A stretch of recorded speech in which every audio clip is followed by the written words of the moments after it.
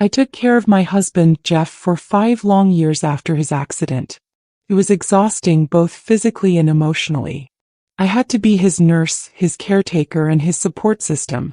Every day I helped him with everything: feeding, bathing, therapy sessions, and keeping his spirits up when he wanted to give up. I put my own life on hold. My job, my hobbies, even my health, they all took a backseat because I loved him and believed that's what marriage was about. But looking back, I see the signs I ignored. Jeff got used to being taken care of. At first, I thought it was just part of his recovery, but even as he got better, he started expecting things without appreciation. He never once asked if I was okay. He never noticed how exhausted I was. When he finally recovered and could walk again, I thought things would get better between us. I thought he'd remember everything I did for him and show me the love I had missed for so long. I was wrong. Instead of being grateful, Jeff became distant.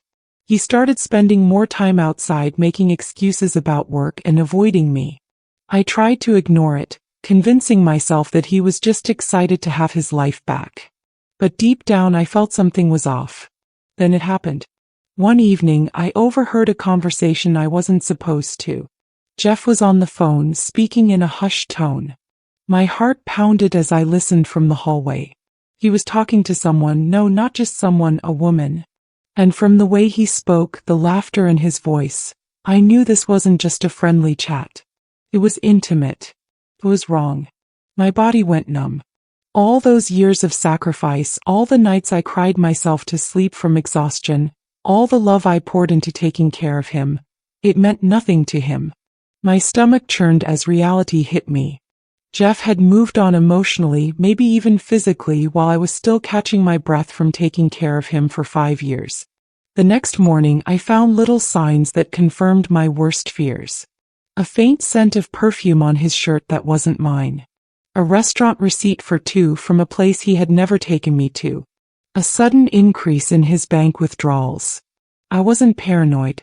I wasn't imagining things. He was having an affair.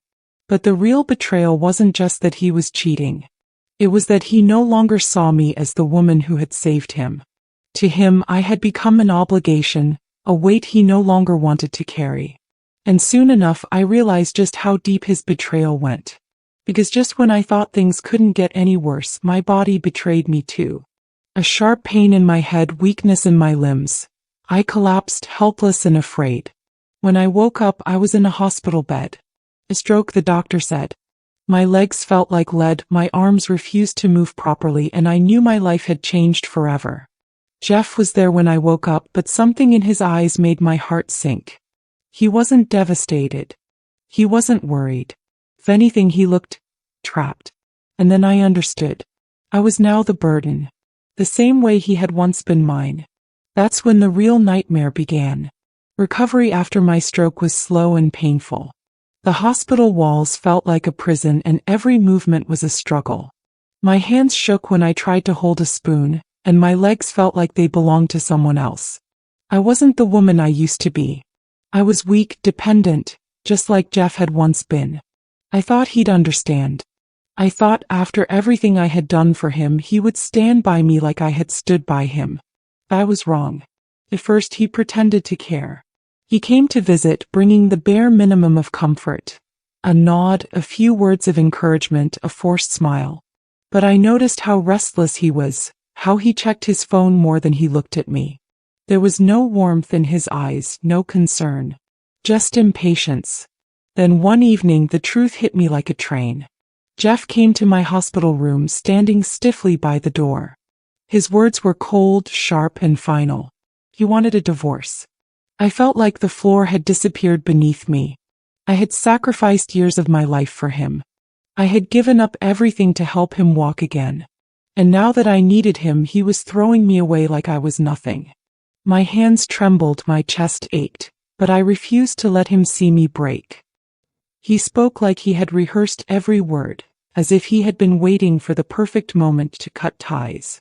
The betrayal was like a knife twisting in my gut.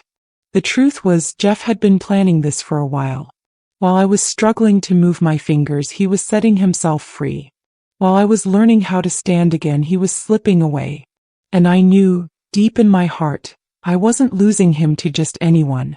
There was someone else. Mandy. The name echoed in my mind.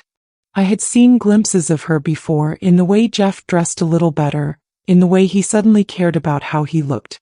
I had ignored the warning signs, convincing myself I was imagining things. But now it was clear. Mandy was young, beautiful, and most importantly, healthy. She was everything I wasn't anymore.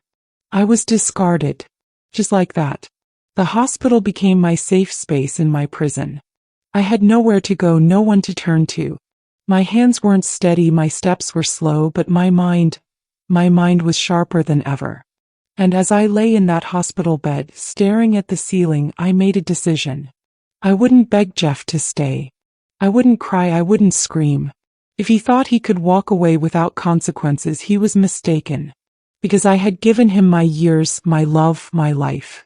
And he would soon realize that taking advantage of me was the biggest mistake he had ever made.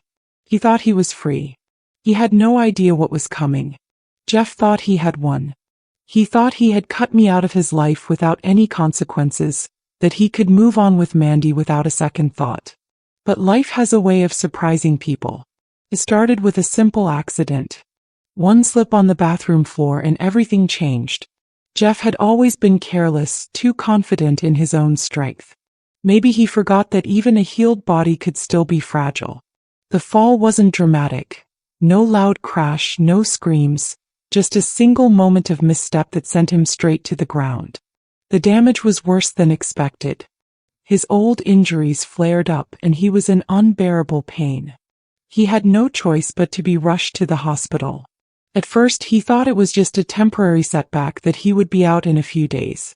But days turned into weeks and his situation didn't improve. Mandy, the woman he had so eagerly left me for, was there in the beginning. She showed up in her perfect dresses, holding his hand and promising to stay by his side. But hospital stays are long, and taking care of someone isn't as glamorous as stolen dates and whispered promises. The visits became less frequent. Then one day she stopped coming altogether. Jeff never saw it coming. He was used to being the one leaving, not the one being left. He waited, staring at the door, expecting Mandy to walk through it with a bright smile. But she never did. Then one day the hospital called me. Jeff had listed me as his next of kin. The divorce wasn't finalized yet, which meant I was still the one legally responsible for him. The irony was almost laughable. The man who had abandoned me now needed me. And for the first time in a long time I had a choice. I could have ignored the call. I could have let him sit in that hospital bed, alone and desperate, just like he had left me. But I wanted to see his face. I wanted to see the realization dawn in his eyes, to watch the moment he understood that life had turned against him in the same way he had turned against me. So I went. The moment I walked into that hospital room, Jeff's face shifted from surprise to something else. Something darker.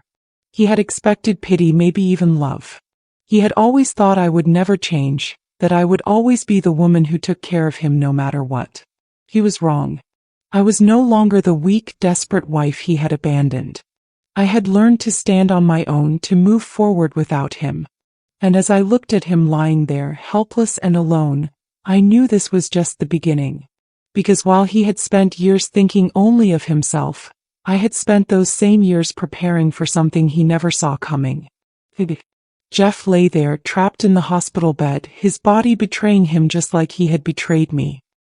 He looked up at me, probably expecting me to rush to his side, to hold his hand and assure him that I would take care of him again.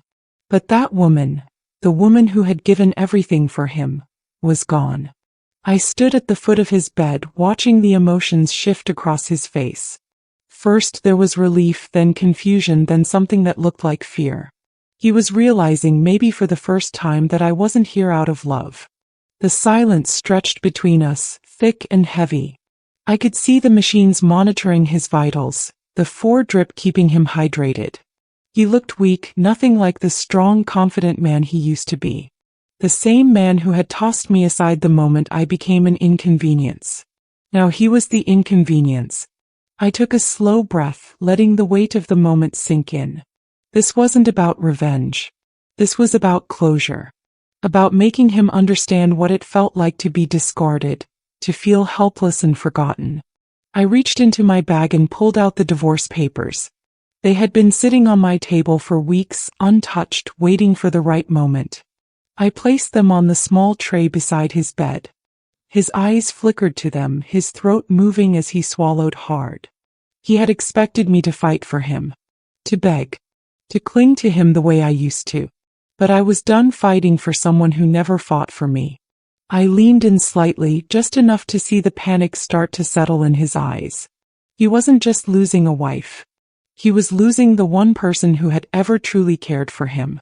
The realization was like a slow poison spreading through his veins. I turned to leave, and that's when he finally spoke my name.